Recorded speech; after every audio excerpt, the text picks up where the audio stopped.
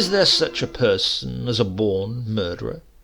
In the sense that there are born writers and musicians, born winners and losers. One can't be sure. The urge to do away with troublesome people is common to most of us, but only a few succumb to it. If ever there was a born murderer, he must surely have been William Jones. The thing came so naturally to him. No extreme violence, no messy shootings or hackings or throttling, just the right amount of poison, administered with skill and discretion. A gentle, civilized sort of person was Mr. Jones. He collected butterflies and arranged them systematically in glass cases. His ether bottle was quick and painless. He never stuck pins into the beautiful creatures. Have you ever heard of the Agra double murder? It happened, of course, a great many years ago, when Agra was a far-flung outpost of the British Empire. In those days, William Jones was a male nurse in one of the city's hospitals. The patients, especially terminal cases, spoke highly of the care and consideration he showed them.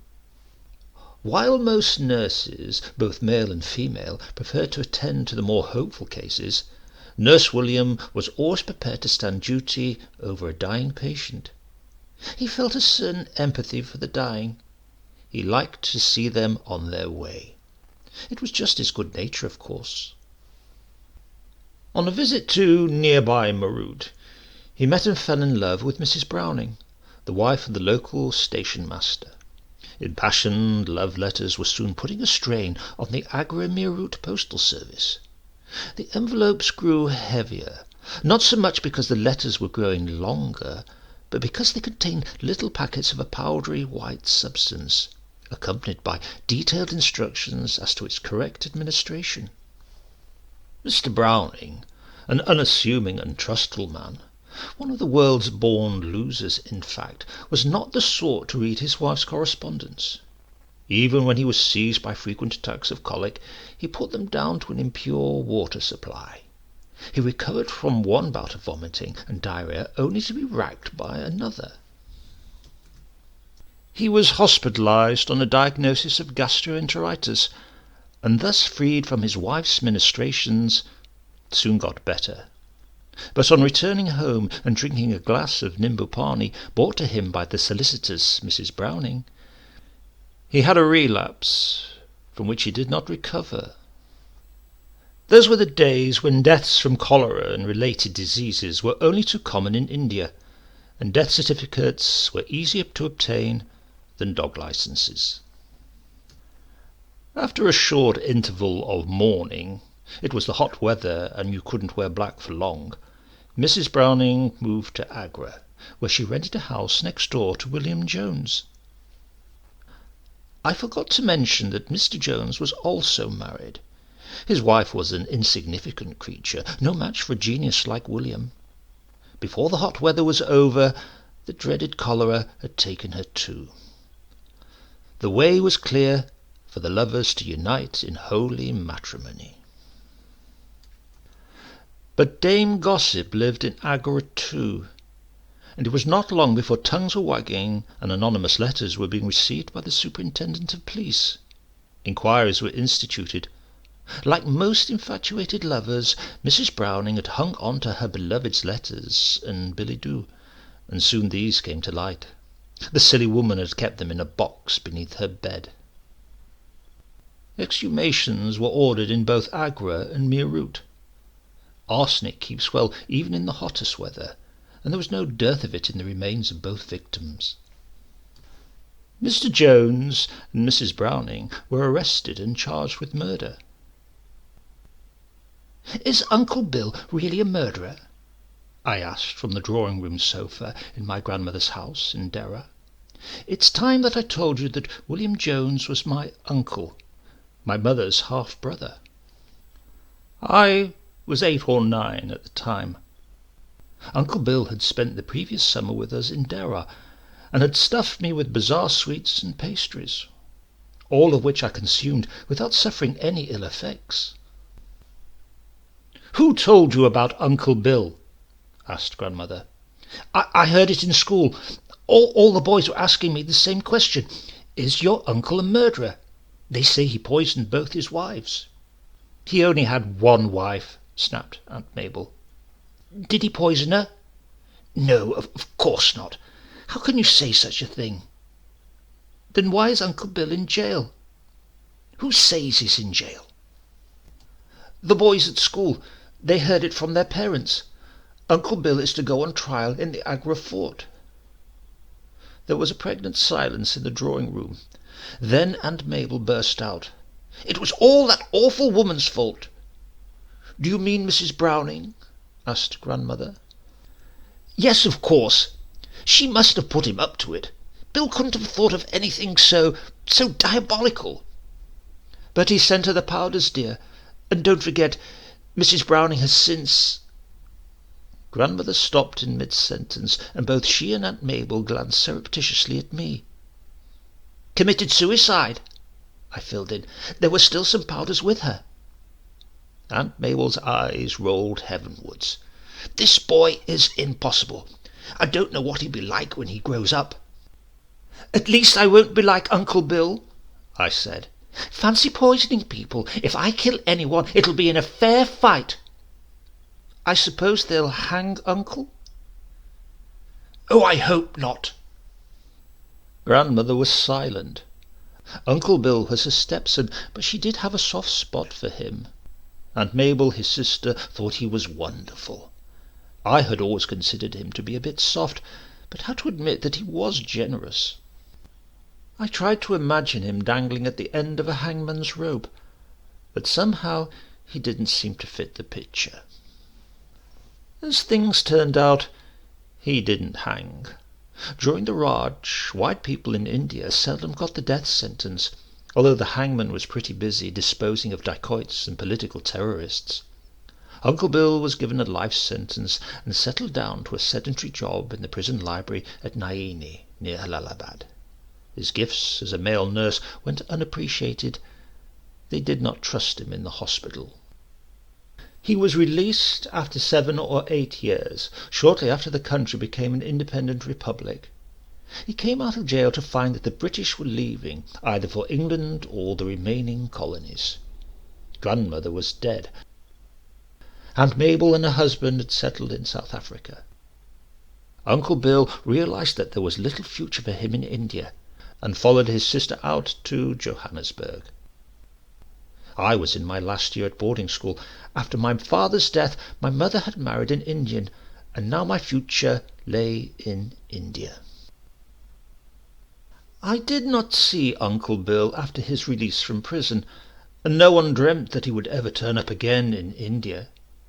In fact, 15 years were to pass before he came back, and by then I was in my early 30s, the author of a book that had become something of a bestseller.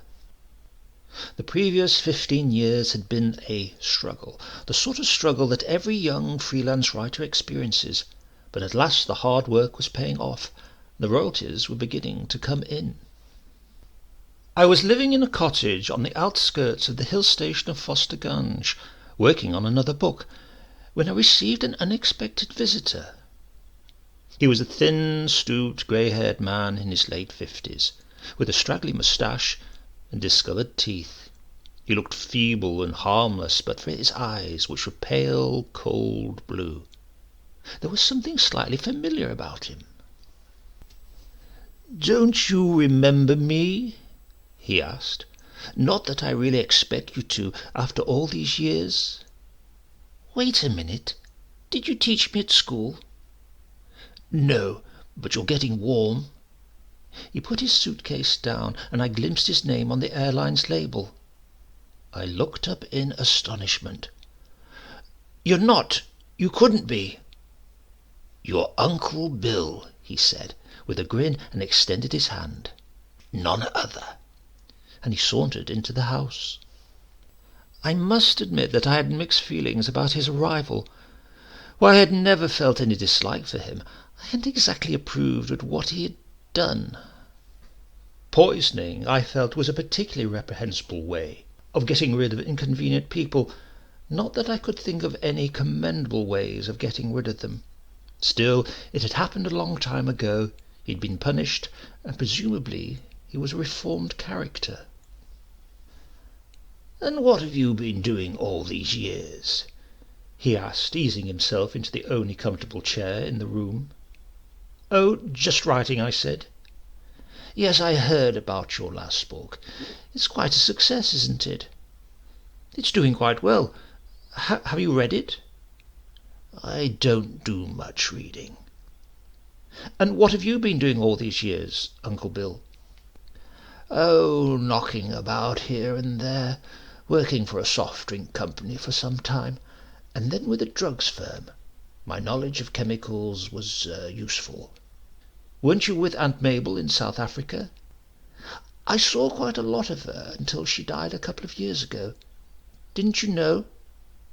"No, I've been out of touch with relatives. I'd hoped you'd take that as a hint. And what about her husband?" "Died too, not long after. Not many of us left, my boy. That's why, when I saw something about you in the papers, I thought, why not go and see my only nephew again?" "You're welcome to stay a few days," I said quickly. "Then I have to go to Bombay." This was a lie, but I did not relish the prospect of looking after Uncle Bill for the rest of his days. "Oh, I won't be staying long," he said. "I've got a bit of money put by in Johannesburg. It's just that so far as I know you're my only living relative, and I thought it'd be nice to see you again." Feeling relieved, I set about trying to make Uncle Bill as comfortable as possible. I gave him my bedroom and turned the window seat into a bed for myself. I was a hopeless cook, but using all my ingenuity, I scrambled some eggs for supper. He waved aside my apologies. He'd always been a frugal eater, he said. 8 years in jail had given him a cast-iron stomach. He did not get in my way, but left me to my writing and my lonely walks. He seemed content to sit in the spring sunshine and smoke his pipe. It was during our third evening together that he said, "Oh, I almost forgot. There's a bottle of sherry in my suitcase. I bought it specially for you." "That was very thoughtful of you, Uncle Bill. How did you know I was fond of sherry?" "Just my intuition. You do like it, don't you?" "There's nothing like a good sherry." He went to his bedroom and came back with an unopened bottle of South African sherry. "Now you just relax near the fire," he said agreeably. "I'll open the bottle and fetch glasses." He went to the kitchen while I remained near the electric fire, flipping through some journals. It seemed to me that Uncle Bill was taking rather a long time. Intuition must be a family trait, because it came to me quite suddenly, the thought that Uncle Bill might be intending to poison me. After all, I thought, here he is after nearly 15 years, apparently for purely sentimental reasons. But I had just published a bestseller, and I was his nearest relative. If I were to die, Uncle Bill could lay claim to my estate and probably live comfortably on my royalties for the next 5 or 6 years. What had really happened to Aunt Mabel and her husband, I wondered, and where did Uncle Bill get the money for an air ticket to India? Before I could ask myself any more questions, he reappeared with the glasses on a tray. He set the glasses on a small table that stood between us. The glasses had been filled. The sherry sparkled.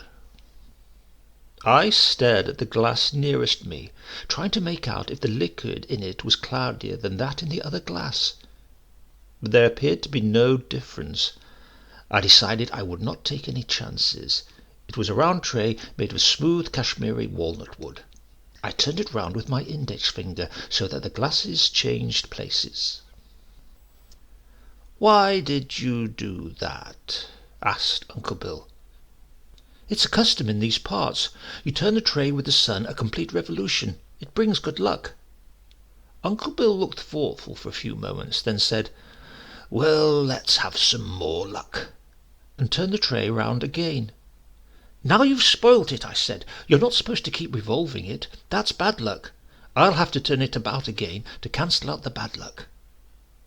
The tray swung round once more, and Uncle Bill had the glass that was meant for me. "Cheers," I said, and drank from my glass. It was good sherry. Uncle Bill hesitated. Then he shrugged, said, "Cheers," and drained his glass quickly. But he did not offer to fill the glasses again. Early next morning he was taken violently ill. I heard him retching in his room, and I got up and went to see if there was anything I could do. He was groaning, his head hanging over the side of the bed. I bought him a basin and a jug of water. "Would you like me to fetch a doctor?" I asked. He shook his head. "No, I'll be all right. It must be something I ate." "It's probably the water. It's not too good at this time of year. Many people come down with gastric trouble during their first days in Foster Ganj." "Ah, that must be it," he said, and doubled up as a fresh spasm of pain and nausea swept over him. He was better by the evening. Whatever had gone into the glass must have been by way of the preliminary dose, and a day later he was well enough to pack his suitcase and announce his departure. The climate of Foster Ganj did not agree with him, he told me. Just before he left, I said, "Tell me, Uncle, why did you drink it?" "Drink what? The water?" "No, the glass of sherry into which you'd slipped one of your famous powders." He gaped at me, then gave a nervous whinnying laugh. "You will have your little joke, won't you?"